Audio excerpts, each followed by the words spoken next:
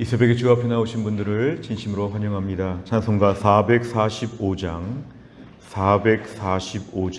찬양 드리겠습니다.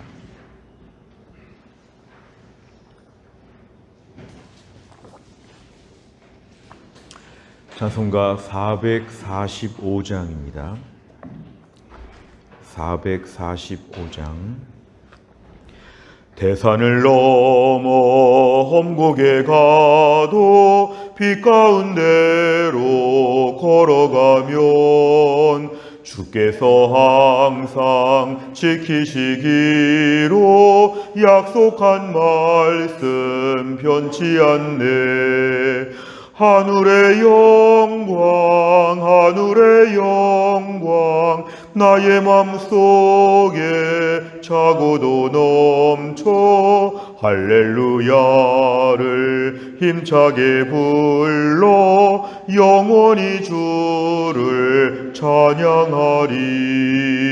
캄캄한 밤에 다닐지라도 주께서 나의 길 되시고 나에게 밝은 빛이 되시니 길 잃어버릴 염려 없네. 하늘의 영광 나의 맘속에 차고도 넘쳐 할렐루야를 힘차게 불러 영원히 주를 찬양하리. 광명한 급이 마음에 받아 찬란한 천국 바라보고 할렐루야를 힘차게 불러 날마다 빛에 걸어가리. 하늘의 영광 나의 맘속에 차고도 넘쳐 할렐루야를 힘차게 불러 영원히 주를 찬양하리. 아멘. 하나님 말씀 출애굽기 10장 21절에서 29절입니다. 구약성경 97페이지 출애굽기 10장 21절부터 29절입니다.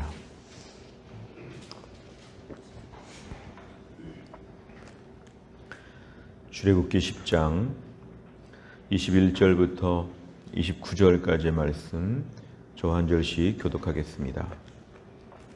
여호와께서 모세에게 이르시되 하늘을 향하여 네 손을 내밀어 애굽 땅 위에 흑암이 있게 하라.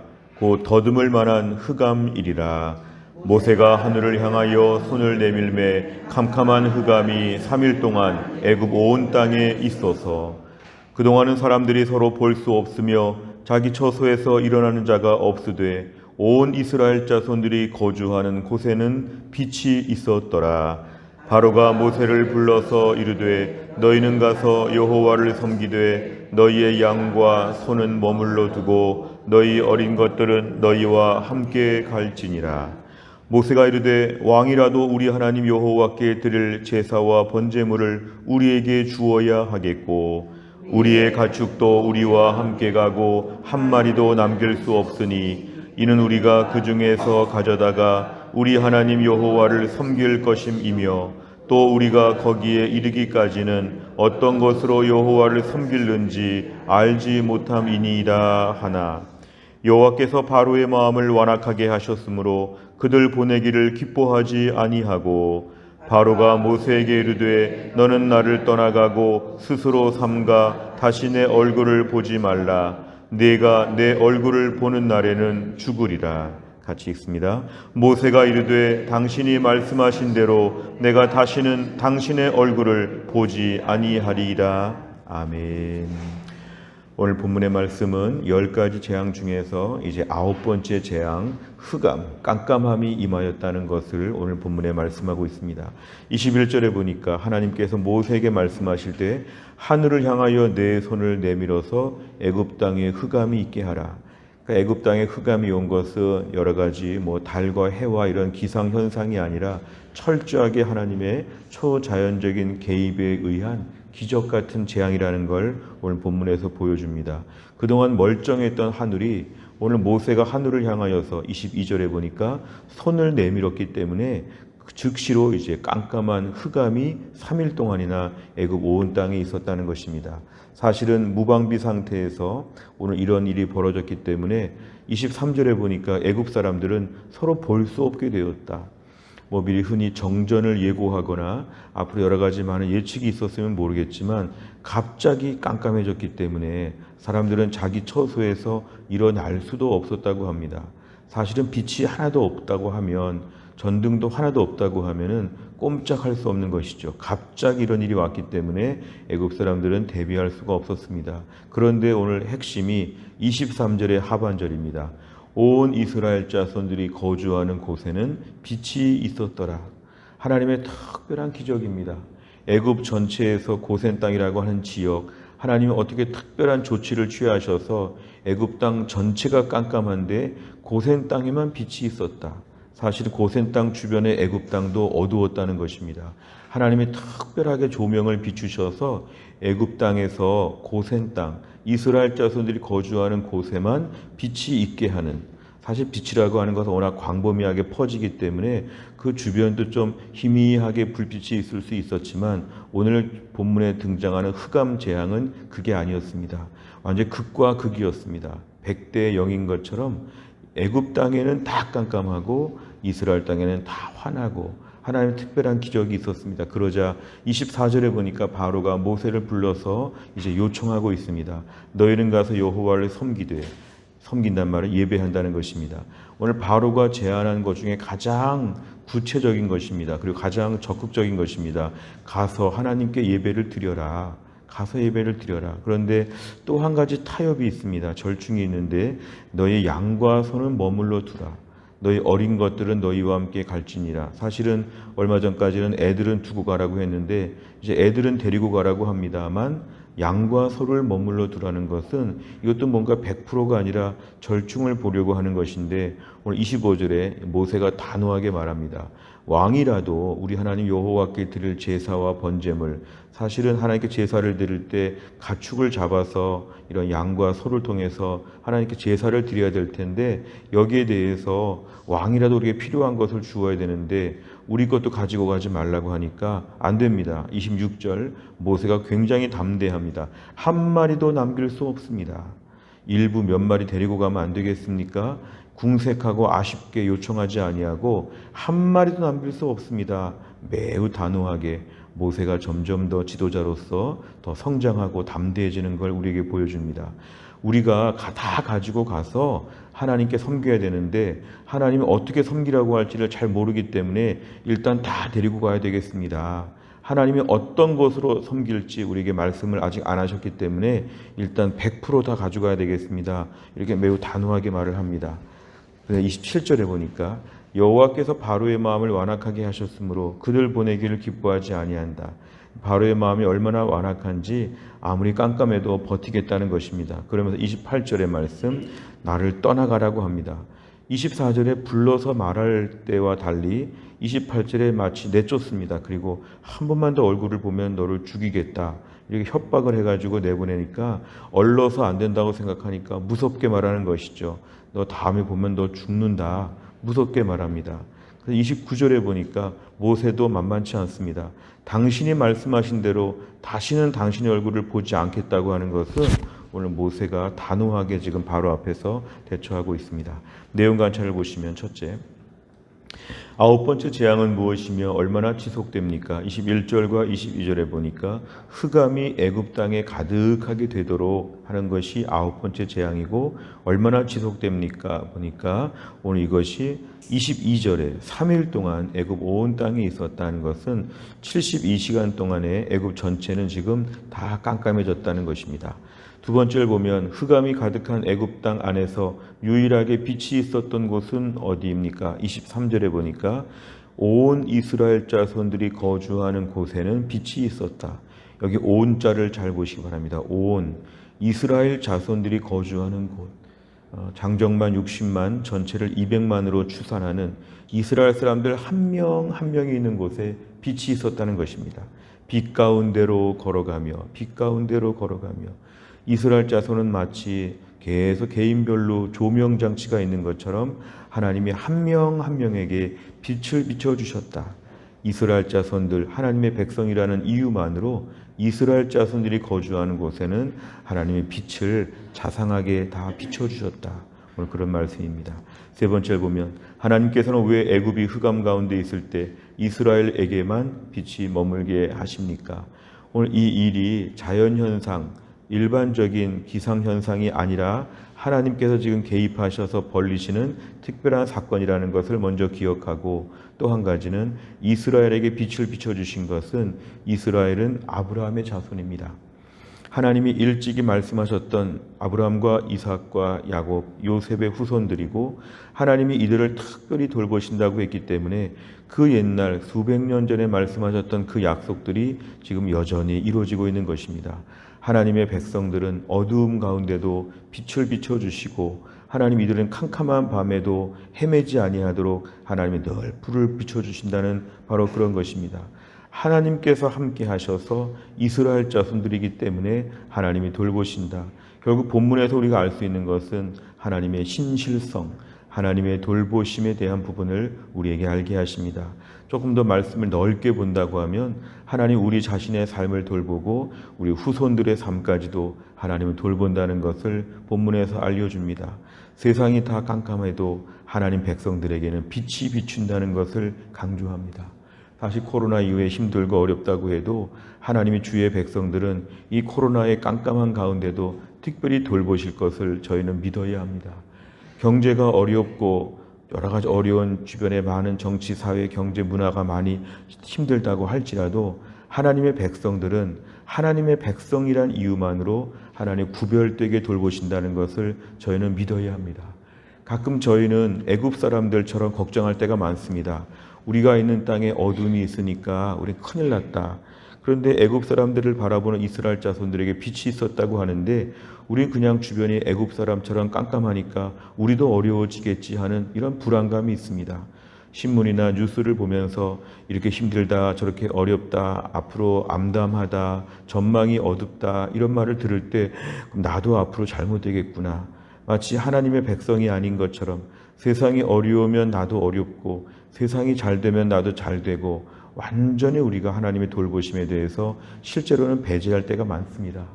기도할 때는 하나님의 돌보심을 믿는다고 하고 또 그렇게 해달라고 기도도 하고 실제로 말씀을 들을 때도 그 말씀을 믿는다고도 하고 현실 속에서는 하나님 말씀보다는 신문, 뉴스, 주변의 소문들, 학교 엄마들의 이야기, 동네 사람들의 이야기, 같은 시장 사람들의 이야기, 주변 사람들의 말을 너무 많이 듣습니다.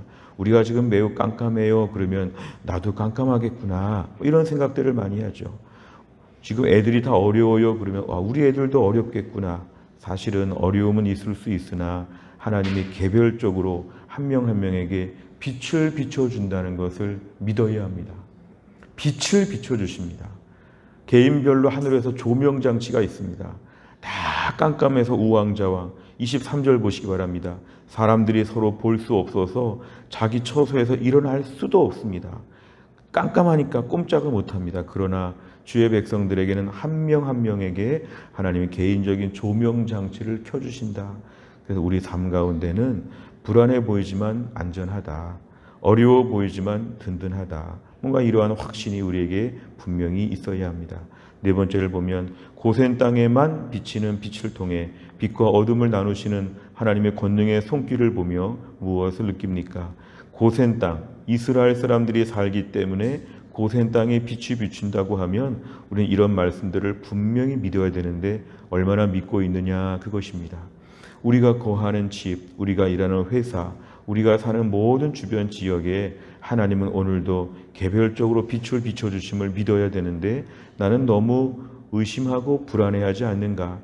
가장 쉬운 것이 가정에서 배우자에게 또한 자녀에게 불신의 말을 하는 것입니다. 야, 이젠 다 죽었다. 야, 큰일 났다. 어렵대더라. 어떡하냐, 어떡하냐.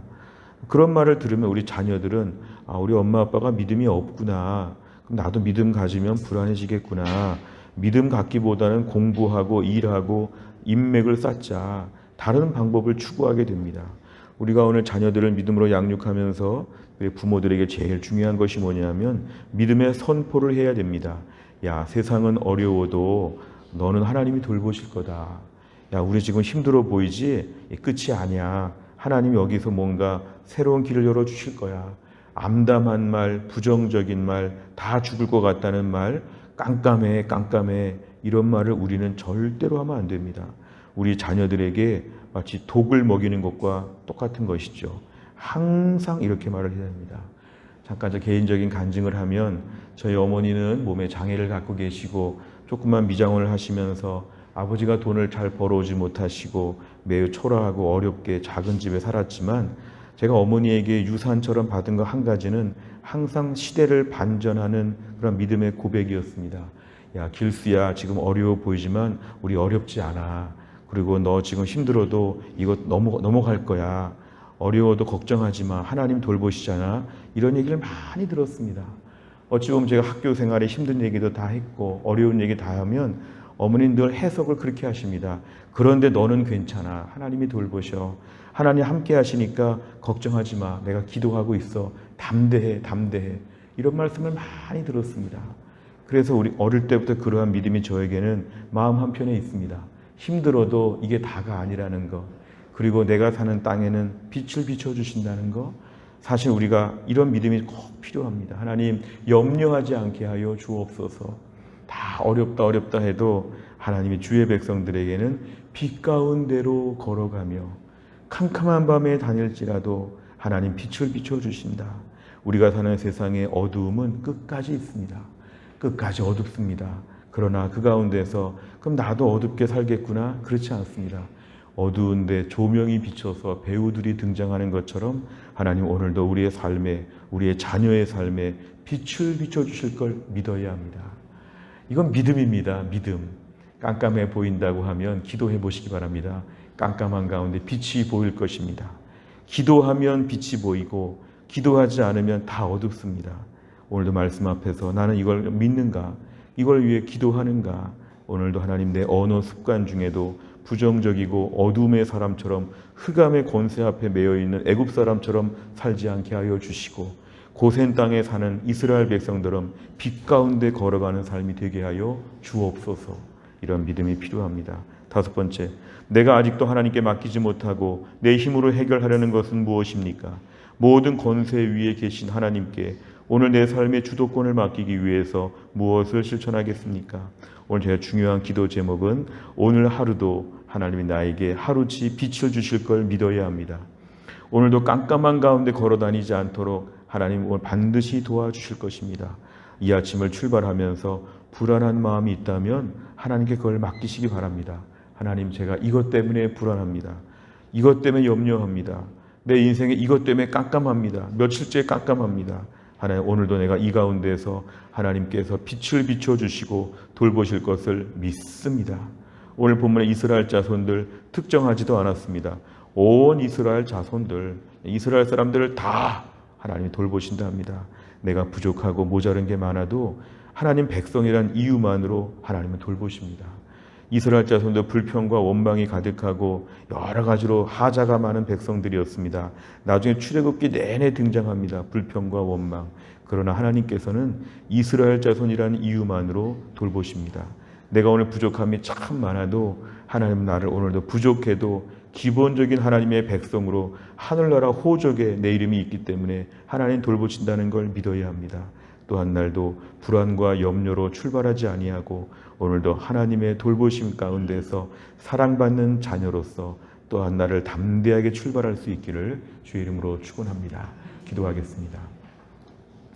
하나님 아버지 감사합니다. 이 새벽에도 하나님이 저희를 깨우셔서 피곤한 잠을 깨우시고 하나님께 나와 찬양하며 기도하며 주의 말씀을 듣고 또 하루치 하나님의 은혜를 경험할 수 있도록 새 힘을 주시는 말씀을 주셔서 감사합니다.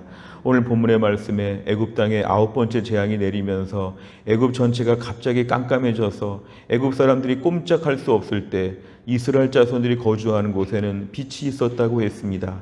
아무런 어려움이 없이 하나님의 극도로 이들을 돌보신다고 말씀하십니다.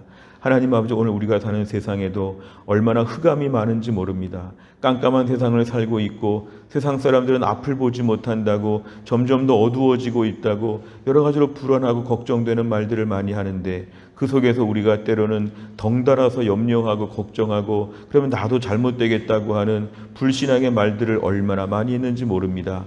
한편으로 주님을 찬양한다 그러지만 한편으로 하나님의 돌보심을 강하게 부정하는 모든 종류의 불신앙의 말들을 얼마나 많이 뿌렸는지 모릅니다.